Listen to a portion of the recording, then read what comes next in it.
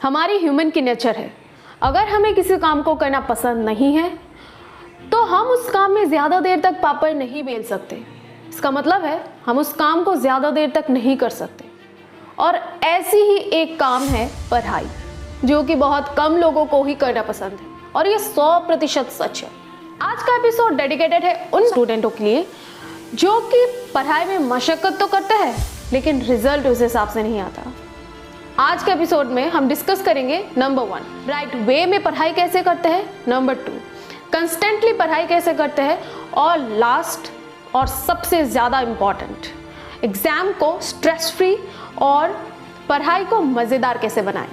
तो बिना देरी करते हुए टॉपिक को स्टार्ट करते हैं। चलिए, नमस्कार, मैं हूँ ज्योतिका, आपका लर्निंग पार्टनर। स्वागत है आपको आप ही के चैनल पे चलो आगे बढ़े। आज अगर आप देखो, हमारी दुनिया की सबसे बड़ा 2 फैक्टर, एक है रिलीजन और दूसरा है एजुकेशन। 2.8 बिलियन आबादी की दुनिया में एजुकेशन का महत्व दिन ब दिन बढ़ता जा रहा है। क्या आपने ये पहले कभी नोटिस किया है कि एजुकेशन तो पहले भी था लेकिन इसका इम्पोर्टेंस पहले इतना क्यों नहीं था, और आज इसका इम्पोर्टेंस क्यों इतना ज़्यादा है? उस पीरियड के लोगों के हिसाब से अगर कोई एजुकेशन लेता था तब वो बहुत बड़ा गुनाह करता था। लेकिन आज अगर आप एजुकेशन नहीं लेते हो, स्कूल कॉलेज नहीं जाते हो, तो ये सबसे बड़ा गुनाह होगा, क्योंकि आज एजुकेशन सबके लिए एक वेपन बन गया है, अस्त्र बन गया है खुद को चलाने के लिए। अब बहुत सारे लोगों के दिमाग में ये थॉट आएगा कि मेरी ही फैमिली के मेंबर अंडर HSLC भी है, क्या वो अपनी ज़िंदगी को नहीं चला रहे? ऑब्वियसली चला रहे, हालांकि उनको भी प्रॉब्लम आता है ज़िंदगी को चलाने के लिए। इसीलिए तो वो लोग हमें बोलते हैं कि अच्छी तरीके से पढ़ाई करो, कि अगर यही अस्त्र हम सही से इस्तेमाल करें ना तो आपकी ज़िंदगी में यही अस्त्र एक जंग भी जीत सकता है। नंबर 1 राइट वे में पढ़ाई कैसे करें। हमने बचपन से सुना है कि पढ़ाई हमेशा टेबल पे बैठ के ही करना चाहिए और सुबह के टाइम पे ज़ोर ज़ोर से बोल के ही करना चाहिए। अब हम ये समझेंगे कि ये टेबल पे बैठने का और सुबह ज़ोर ज़ोर से पढ़ने का फंडा क्या है। जब आप टेबल पे बैठ के पढ़ते हो तब आपका बैकबोन स्ट्रेट रहता है। हमारी बैकबोन से लेकर हमारे दिमाग तक एक कॉर्ड जुड़ता है, यानी कि नाड़ी, जिस कॉर्ड का नाम है स्पाइनल कॉर्ड। और जब हमारा बैकबोन स्ट्रेट रहता है तो हमारे दिमाग तक ये सिग्नल भेजा जाता है कि ज़्यादा से ज़्यादा मात्रा में ऑक्सीजन और ब्लड रिलीज हो। तो इसी कारण है तो हमारी पूरी बॉडी पे ब्लड और ऑक्सीजन ज़्यादा फ्लो होता है, और इसी की वजह से हमने पढ़ाई किए हुए चीज़ आसानी से समझ में भी आता है और ज़्यादा देर तक याद भी रहता है। अब बच गया सुबह और ज़ोर ज़ोर से पढ़ने का। आप लोगों के बहुत सारे लोगों ने ये तो सुना है कि ब्रह्म मुहूर्त में, यानी कि जो सुबह का टाइम होता है, सूरज उगने से पहले का जो 1.5 घंटा होता है, अगर आप उस टाइम पे योगा करो, पढ़ाई करो, ध्यान करो, कुछ भी करो, उस टाइम पे अगर आप करते हो तो आपका पढ़ाई, आपका योगा, आपका ध्यान बहुत ज़्यादा कारगर साबित होता है। इसीलिए बड़े बुजुर्ग कहते हैं कि सुबह पढ़ाई करो ताकि आपको याद रहे वो चीज़। तो अब बच गया ज़ोर ज़ोर से पढ़ने का, तो इसका कोई लॉजिक नहीं होता है। इतना भी ज़ोर से मत पढ़ो कि शर्मा अंकल आके उनका बेटा को बोले कि बगल वाले आंटी के घर से कितना पढ़ाई की साउंड आ रहा है। एनीवे, जोक्स अपार्ट, अब बच गया पढ़ाई का टाइम। तो इसका कोई फिक्स टाइम नहीं होता है। कोई सुबह में भी पढ़ता है, कोई शाम को भी पढ़ता है, कोई रात को भी, लेट नाइट को पढ़ता है। जब जिसका मन हो, जिस टाइम पे उनको लगे कि ये टाइम मेरे लिए अच्छा है, मैं इस टाइम में ज़्यादा फोकस कर पाती हूँ पढ़ाई में, तो वो बच्चा उस टाइम में ही पढ़ाई करे, वो उनके लिए बेटर ऑप्शन है। नंबर 2 कॉन्स्टेंटली पढ़ाई कैसे करें।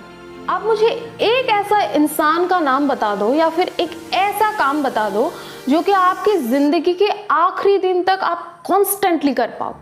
रियलिटी तो ये है कि ऐसा कुछ भी नहीं है।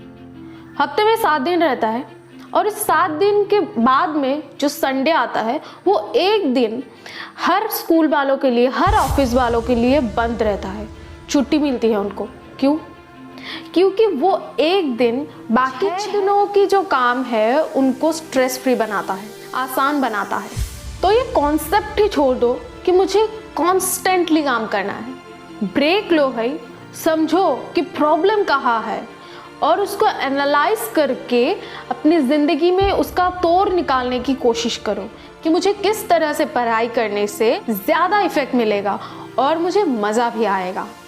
एक सल्यूशन जो मैंने अपने पढ़ाई में अप्लाई की थी, पढ़ाई करना किसी को भी पसंद नहीं है, टू बी ऑनेस्ट मुझे भी पसंद नहीं है, लेकिन खुद को ये कह के स्टडी टेबल पे बिठाती थी कि यार घर से दूर हूँ तो मेरा एनर्जी जा रहा है, मेरी टाइम जा रहा है, मेरे पापा की पैसा जा रहा है, तो थोड़ा ही हो थोड़ा स्टडी कर लिया जाए ताकि एग्ज़ाम से पहले भाग दौड़ ना हो कि एग्ज़ाम पास है, अभी तक मेरा सिलेबस ही कंप्लीट नहीं हुआ है।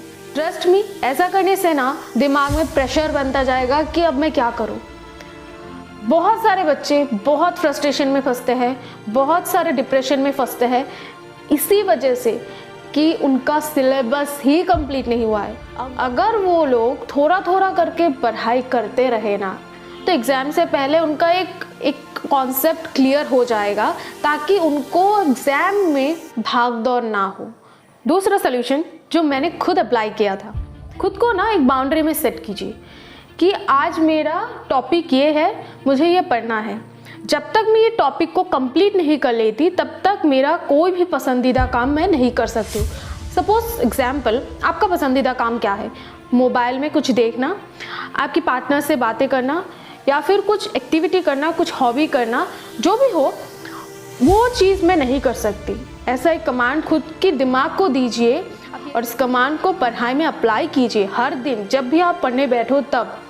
ये टेक्निक बहुत ही ज़्यादा काम आता है। मैंने खुद को इसी तरह से जकड़ के पकड़ के रखा था। ट्रस्ट मी गाइस, जब आप पढ़ाई करने करोगे ना, बहुत दिन, कुछ दिन आपको बोरिंग लगेगा, आपको ऐसा लगेगा कि छोड़ देते हैं, नहीं पढ़ते हैं, कुछ भी, बहुत कुछ आएगा दिमाग में, बहुत दिमाग भटकेगा, बहुत ऐसा लगेगा कि आपका मोबाइल आपको बुला रहा है। आपका मोबाइल या फिर आपका जो भी चीज़ है जो आप करते हो पढ़ाई में, उस चीज़ को आप दूसरे कमरे में रख के आइए फर्स्ट ऑफ ऑल, और उसके बाद टेबल पे बैठिए, खुद को बिठाइए और उसके बाद खुद के दिमाग को ये मैसेज भेजिए कि मुझे आज इतना कंप्लीट करना है वरना मैं अपना पसंदीदा काम नहीं कर पाऊँगी। और इस कमांड को पूरा कीजिए। 2 दिन, 3 दिन, 4 दिन, 5 दिन, 10 दिन आपको बुरा लगेगा, बोरिंग लगेगा, लेकिन वो 10 दिन अगर आप खुद को बिठा के रखते हो ना टेबल पे तो आपको बहुत ज़्यादा बेनिफिट होता है। जब आप पढ़ना शुरू करते हो, पढ़ाई करते हो, तब धीरे धीरे करके ना आपका पढ़ाई में इंटरेस्ट आता है। इस बात को, इस टेक्निक को मैंने खुद अपनी लाइफ में, खुद अपनी पढ़ाई में अप्लाई किया है और मैंने रिजल्ट पाया है इससे। सच में बोल रही हूँ, मैनिफेस्टेशन बहुत काम आता है। आप अपने आप को थॉट दे सकते हो, अपने आप को बोल सकते हो कि मेरा पढ़ाई अच्छा हो रहा है, मैं कर सकती हूँ, मैं कर रही हूँ।